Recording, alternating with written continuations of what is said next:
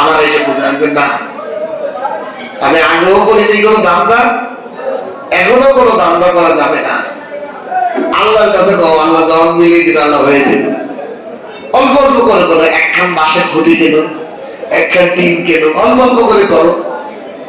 এখন যখন আমি এই শয়তানের পায়ে ফান্দে পা দিব, তখন আমার কি হবে? ধান্দা শুরু হয়ে যাবে। ধান্দাবাজ হুজুর আছে না, বিভিন্ন তদবির দিয়ে চিকিৎসা দিয়ে করে দেয় 10,000 টাকা পানি ভরা দিব। এই যে দুনিয়া যখন আপনাকে ধরবে, আপনাকে খারাপ বানাবে, আমরা যখন একটা দুনিয়া সারাটা দুনিয়া বানানোর চেষ্টা, তখন আমরা কি হবে? কেমনে টাকা মারা যায়, কেমনে ব্যবসার মধ্যে ধোকা দিয়ে আরো কম পচা মাল দিয়ে বেশি মাল টাকা নিয়ে যায়।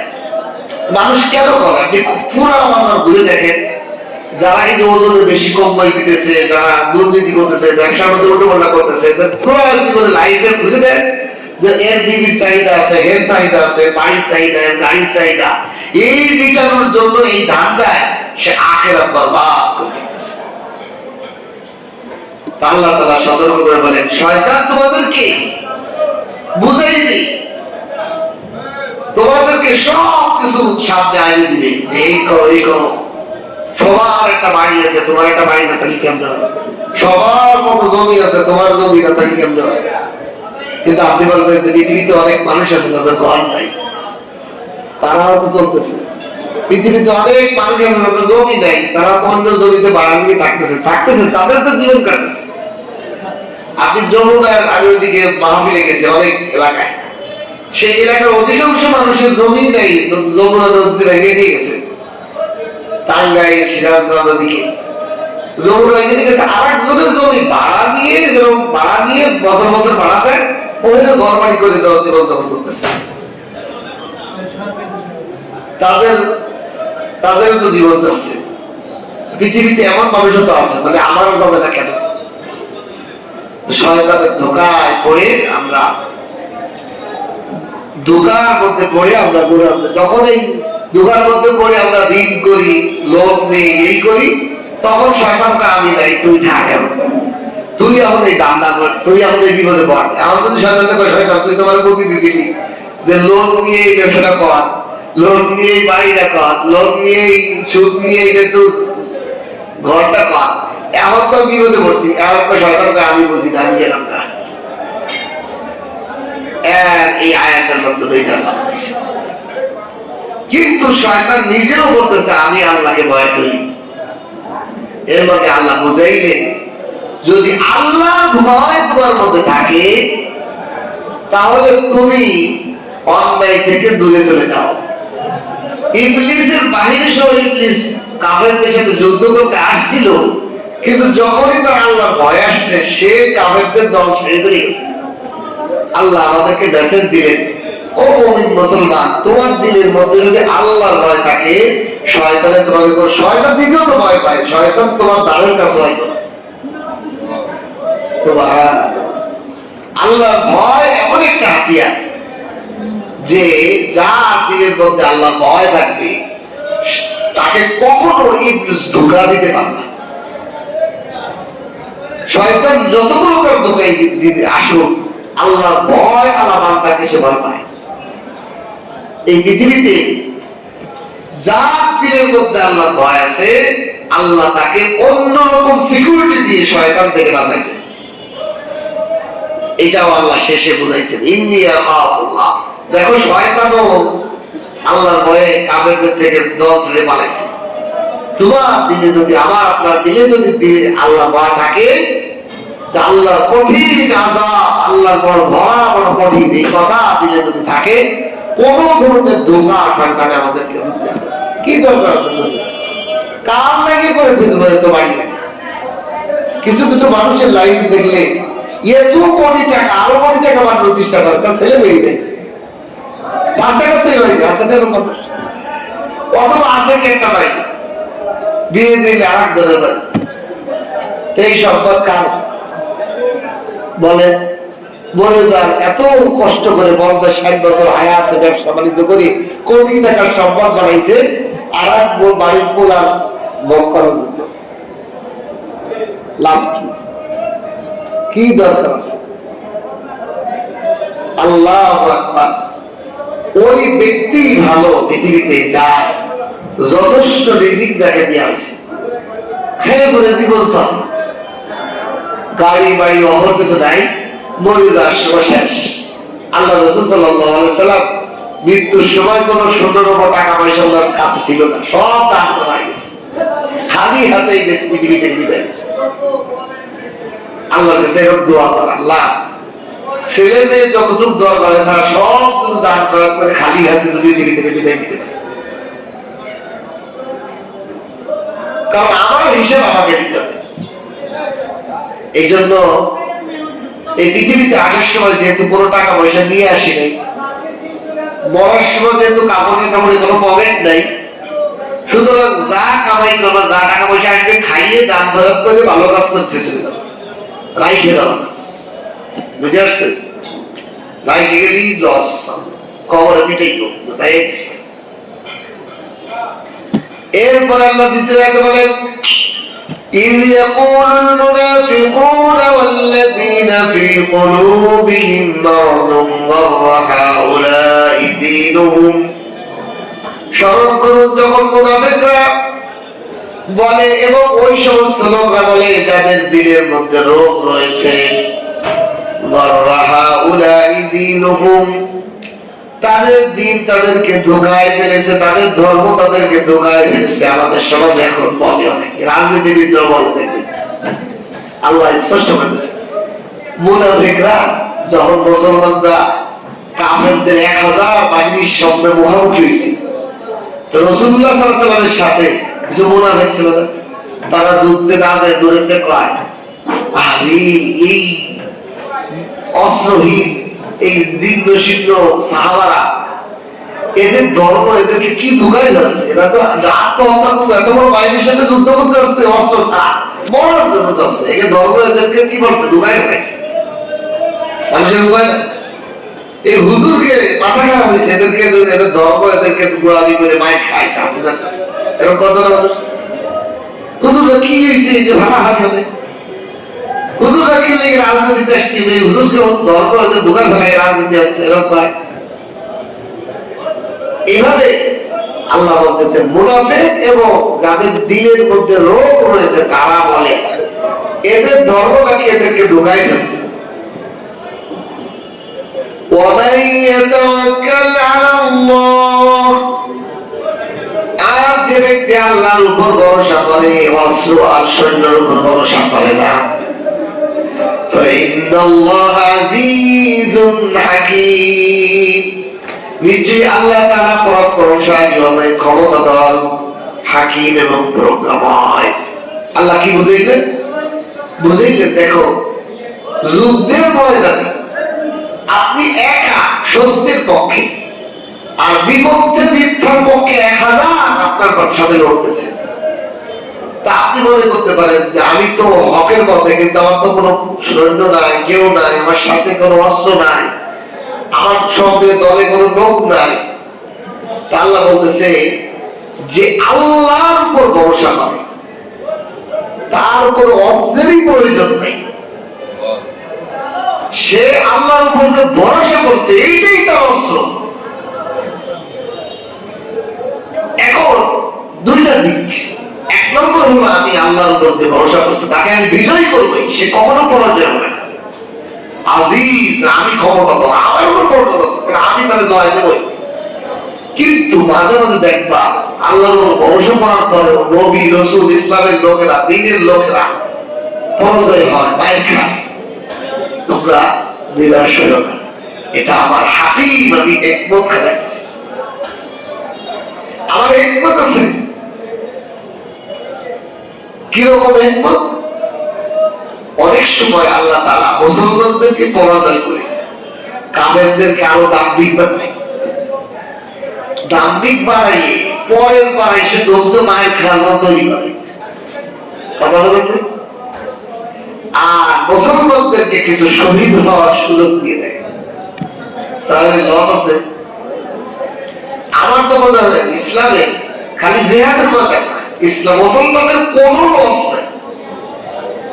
আছে না, কোন একটা ব্যবসা করবেন, সে ব্যবসার মধ্যে লাভ লস থাকে, কিন্তু মুসলমান এমন একটা ব্যবসা, এর মধ্যে যে ঢুকছে তার কোনো লসই নেই। সুবহানাল্লাহ। ইমানদার বললেও শহীদ, বাঁচলেও গাজী। ইমানদারের ব্যথা পেলেও দোষের নেকি হয়। হাদিসের মধ্যে আসছে ইমানদারের যদি শরীরের মধ্যে একটা কাঁটা ঢোকে, এই কাঁটার ব্যথা পাওয়ার কারণেও তাকে সওয়াব দেওয়া হয়। সে ধৈর্য ধরে, সে ব্যথা পাওয়ার পর আল্লাহ ধৈর্য ধরে সবর করে, আল্লাহ আমার কোনো গুনাহ হয়ে গেছে, আল্লাহ এই জন্য তার সবরের সওয়াব দান করতে থাকে। ইমানদার কোনো নিয়ামত পাইলে শুকর করে, আল্লাহ সওয়াব দান করে। কিতাবের মধ্যে এটা ঘটনা নাকি সাহাবাদের মধ্যে একজন বিশ্ব সুন্দরী নারী ছিল সাহাবিয়া, আর একজন ওই যুগের সবচেয়ে কালা সাহাবী যুবক, যার চেহারা দেখে কেউ পছন্দ করে না, এত বেহারা, কালা, নিগ্ন, জহটায় দাঁত দিকবা মোটা, নাক টাক পোষা। কিন্তু আল্লাহ রাসূল সাল্লাল্লাহু আলাইহি ওয়াসাল্লাম বলে, তো বিয়ে করো না, তা আমার তো কেউ বিয়ে দেয় না।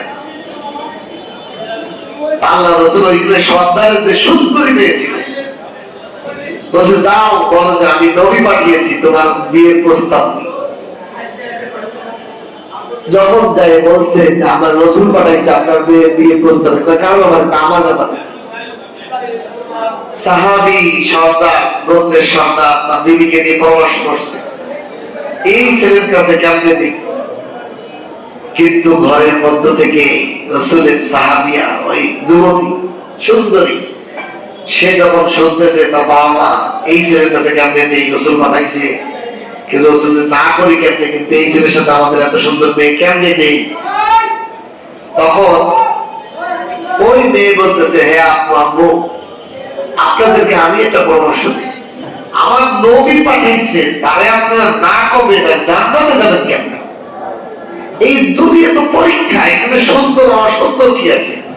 আমার নবী যদি খুশি হয় আমি জান্নাতে আমার স্বামীকে বিশ্ব সুন্দরী পেল, আমি দুনিয়ার সুখ চাই না। আপনি বলেন হ্যাঁ রাজি। আল্লাহ রাজি হয়ে গেলেন, বিয়ে হয়ে গেল। বিয়ে হওয়ার পর স্বামী আর স্ত্রী দুজনের দিকে তাকাইয়ে স্বামী বলতেছে যে আমি তোমার মতো এত সুন্দরী নারী পেয়েছি, আলহামদুলিল্লাহ। বিবি বলতেছে আপনার মতো আমি কুৎসিত স্বামী পাইয়া আমি যে ধৈর্য ধরছি, এটার জন্য আল্লাহ সব। এবং স্ত্রী বলতেছে দেখেন আপনিও জান্নাতি আমিও জান্নাতি।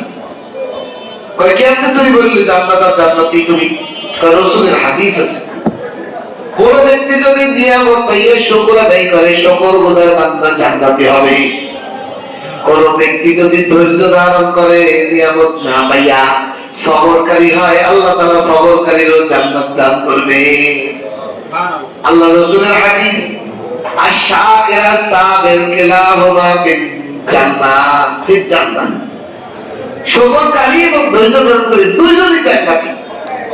তাহলে আমি আপনার মতো কুৎসিত স্বামী পাইয়া আছি, ধৈর্য ধরছি, এই জন্য আমি জান্নাতি, সবরকারী। আর আপনি সুন্দর স্ত্রী পেয়ে শুকর পেয়ে করছেন, আপনিও জান্নাতি। মুসলমানের কোন জিনিসের লস। মুসলমানের অনেক সময় দেখবেন আপনার বিবি দ্বারা আপনি যন্ত্রণায় আছেন, আপনার বিবি আপনার কথা শোনে না, আপনি ধৈর্য ধারণ করেন, জান্নাতি। কোন মহিলা তার স্বামী দ্বারা নির্যাতিত হচ্ছে, ধৈর্য ধারণ করলে জান্নাতি। ভালো স্ত্রী পেয়েছেন, শুকর আদায় করেন, জান্নাতি। মুসলমানের কোন জিনিস লস।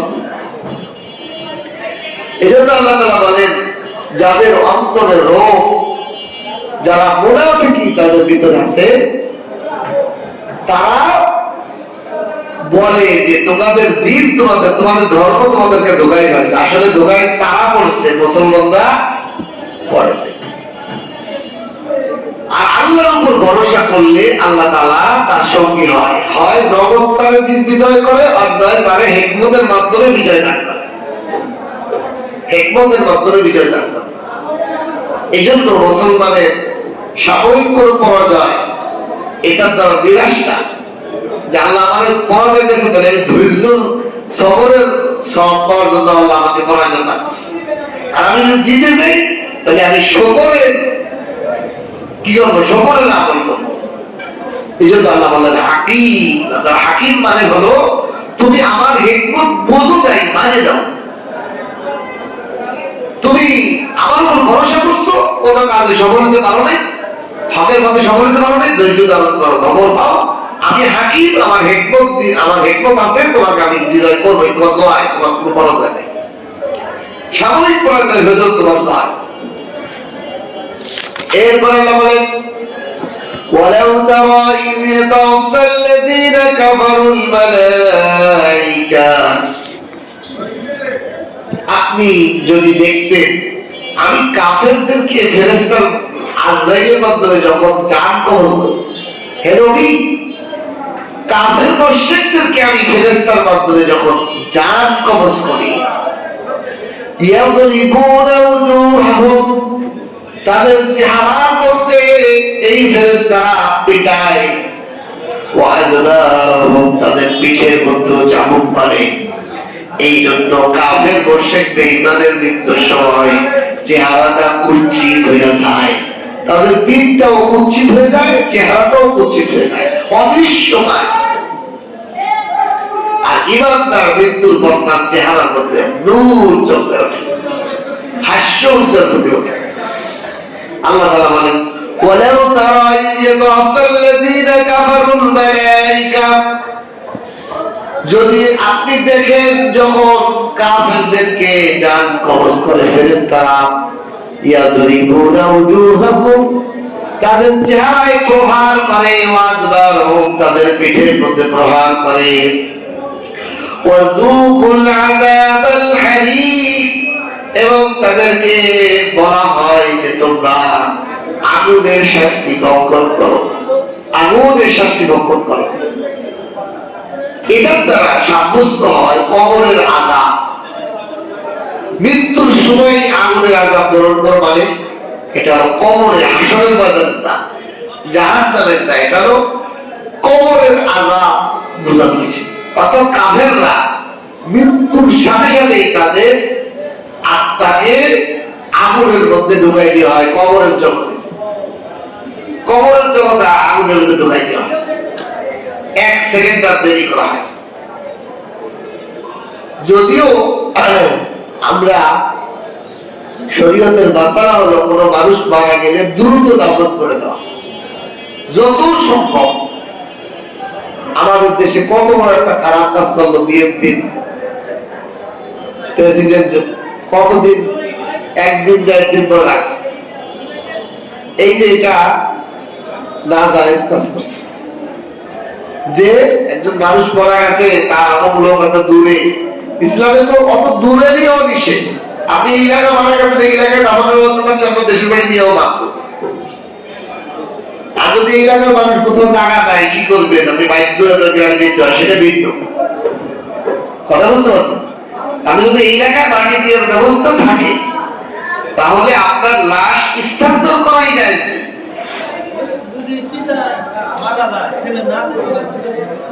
তো কোনো অসুবিধা নেই। তো আমাদের সমাজ দেয় সরকারে কি দুবা দেয়, পিতা দেয়া লাগবে, মুখ চেয়ারা কিনলে কি দেয়া লাগবে, দেখে কি মজা উঠবো, দেখলে কি জান্নাত ছেড়ে দেবো? বাবু মায়ে মারা গেছে, ছেলে দেখলে কি জান্নাত ছেড়ে দেবো? বরং দোয়া, বরং তার জন্য সৎকার, ভালো কাজ করলে সেই নিয়ে কাজ। চেহারা দেখার সাথে কোনো ইসলামের কোনো বিষয় নেই। আপনি চিন্তা করে দেখেন, সাহাবাতে ১৬ লক্ষ সাহাবী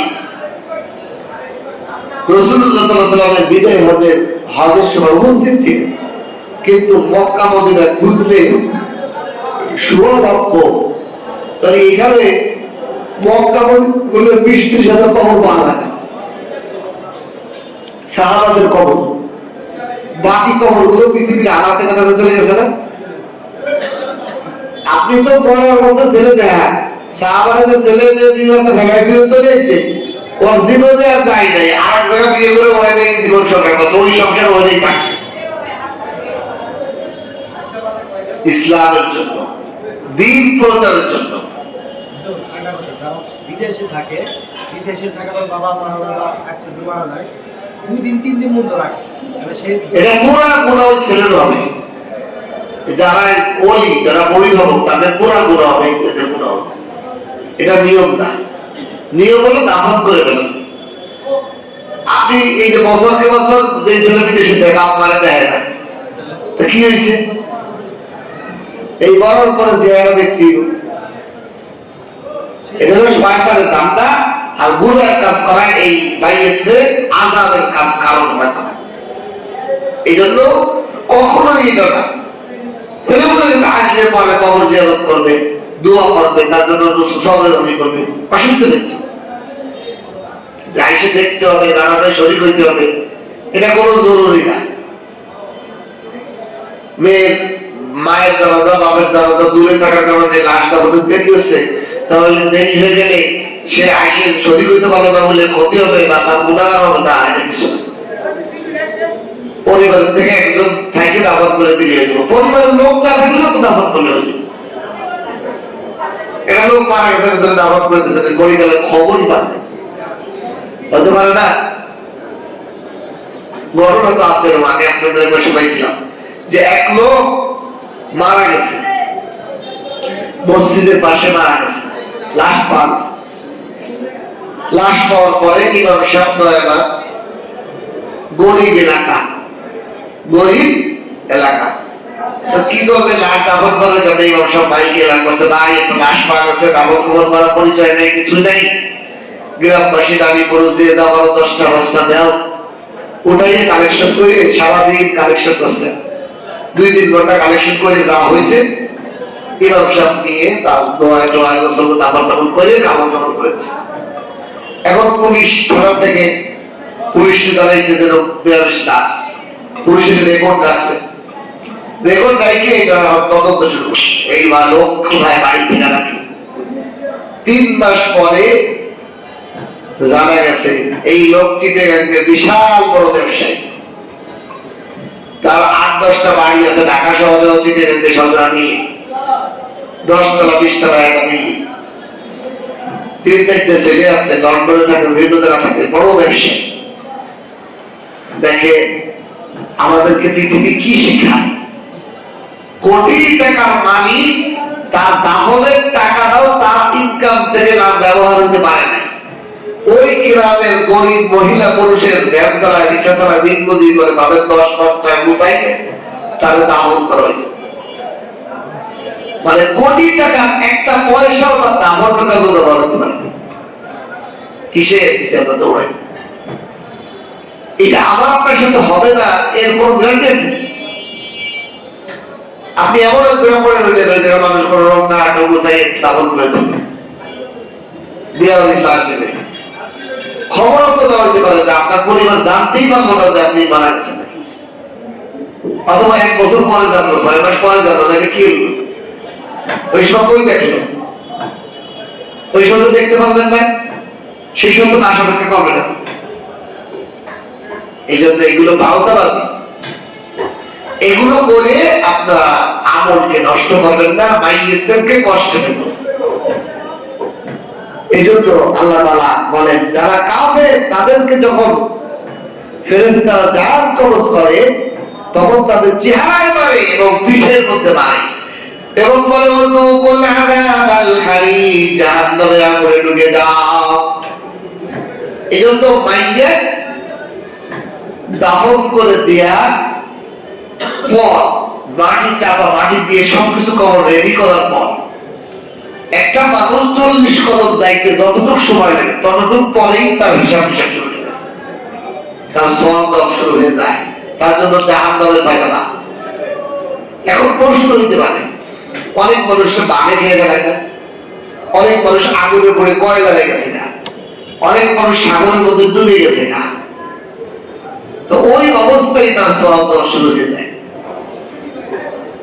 সাপে গিলে খেয়ে ফেলেছে, কুমিরে গিলে খেয়ে ফেলেছে, আয়না মানুষে কিছুই পাওয়া যায়নি তার অস্তিত্ব। তো ওই অবস্থায় তার কি হয়? আসন্ত বডি না, আসন্ত রূপ আত্মা, ওই আত্মার জগতে তার কি হিসাব সহজ শুরু হয়ে যায়। কিন্তু কাফেরদের জন্য কোন সহজ ডাইরেক্ট আগুন শুরু হয়ে যায়। আসলে আমার মনে হয় যে বিধর্মী হিন্দুদেরকে লাইটে পুড়ায় না, আর আল্লাহ ওদের বিরোধ করতেছে, এই যে ওদের লেগে আগুন, ওদের কোরআন কি হইতেছে ওয়াজুকুল আযাবাল হারিক তোর বডিও আগুন খাবে তোর আত্মাও আগুন তুই মুশরিক কাফের মুশরিক বেঈমানদের জন্য মৃত্যুর সাথে সাথে আযাব শুরু মৃত্যুর সময় মুখে বাড়ি পিঠে বাড়ি আগুন তোর সাথে সাথে আগুন বাস্তবেও দেখা যায় পুরাই আগুন দেয় এরপরেও অনেক বিধর্মী হিন্দু তারা মুসলমানকে শুধু আগুন দেয় আমার নিজের মার মুখে আগুন দিলাম এটা আমার সহ্য হয় এরপর আল্লাহ বলেন যালিকা বিমা কদ্দামাত আইদিকুম ওয়া আন্নাল্লাহা লাইসা বিযাল্লামিল লিল আবিদ